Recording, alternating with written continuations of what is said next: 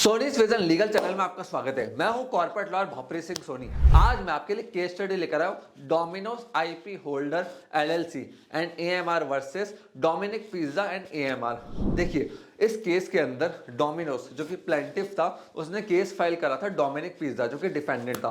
Case में आपको explain कर देता हूँ। डोमिनिक पिज्जा का आप लोगो देखो, रेड कलर का इनका लोगो है, चम्मच के इन्होंने कुछ आइटम्स लगा रखे और रेड कलर में डोमिनिक पिज्जा लिख रखा है। अब डोमिनोज ने केस फाइल करा कि इन्होंने हमारा पूरा डिजाइन कॉपी करा, कंसेप्ट कॉपी करा और कुछ कुछ हमारे ट्रेडमार्क्स जो कि रजिस्टर्ड थे फूड आइटम्स के लिए, जैसे चीज ब्रस्ट, पास्ता, इटालियनो, ये ट्रेडमार्क डोमिनोज के पास रजिस्टर्ड थे।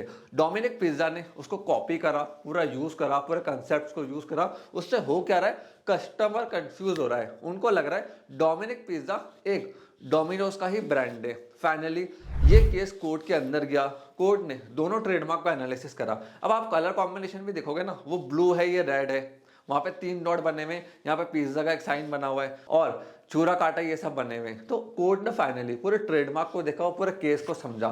फाइनली कोर्ट का जजमेंट ये निकल कर आया, भले ही दोनों लोगों अलग अलग है बट विजुअल रिप्रेजेंटेशन से ये लोगो सेम लग रहे और कस्टमर और पब्लिक कंफ्यूज हो सकती है दोनों लोगों को देखने के बाद। तो फाइनली कोर्ट ने कहा डिफेंडेंट जो कि डोमिनोज पिज्जा था, उनको अपना लोगो चेंज करना पड़ेगा। अब वो इस लोगो को यूज नहीं कर सकते, ना ही डोमिनोज के रजिस्टर्ड ट्रेडमार्क को यूज कर सकते हैं। अब देखिए डोमिनिक पिज्जा केस क्यों लूज करा, भले ही वो सेम नहीं था, डिजाइन भी डिफरेंट था, बट पब्लिक कहीं ना कहीं कंफ्यूज हो सकती थी।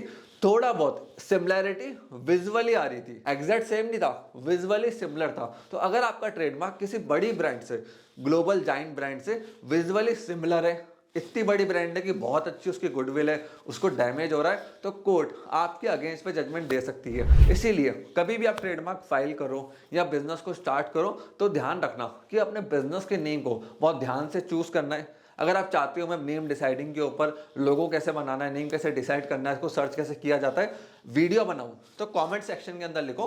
बट डिटेल के अंदर इसके ऊपर भी वीडियो लेकर आऊंगा, जिससे आपको मालूम पड़ेगा कि नेम कैसे डिसाइड होता है, शॉर्ट फॉर्म कैसे बनती है और कैसे लोगो डिजाइन करवाया जाता है, जिससे फ्यूचर में आपके ऊपर ऐसा कोई केस ना हो। तो फ्रेंड्स, आपको बस कभी भी लोगो डिसाइडिंग के टाइम पे इन चीजों का ध्यान रखना है कि वो किसी भी बड़ी ब्रांड से कॉन्फ्लिक्ट ना हो रहा हो उसी इंडस्ट्री के अंदर। अगर डोमिनिक कुछ और काम कर रहा होता, इलेक्ट्रॉनिक्स का काम कर रहा होता, तो डोमिनोज नहीं आता, बट इंडस्ट्री भी सेम थी, पिज्जा इंडस्ट्री थी, तो वहां पे डोमिनोज पिज्जा उठ के आ गया। मैं आशा करता हूं ये केस स्टडी आपको समझ में आई होगी। अगर आप और ऐसी केस स्टडी शॉर्ट में चाहते हो ट्रेडमार्क, कॉपीराइट, पेटेंट्स के ऊपर एंड लीगल के ऊपर, तो नीचे कमेंट सेक्शन में ट्रेडमार्क लिखो। उससे मुझे समझ में आएगा कि आपको ट्रेडमार्क के ऊपर चाहिए, कॉपीराइट के ऊपर चाहिए, पेटेंट के ऊपर चाहिए, और मैं और केस स्टडीज एंड एग्जांपल्स आप लोगों के लिए इस यूट्यूब चैनल पे लेकर आऊंगा। आपने इस वीडियो को यहां तक देखा, हम लोगों को इतना सपोर्ट दिया, उसके लिए धन्यवाद।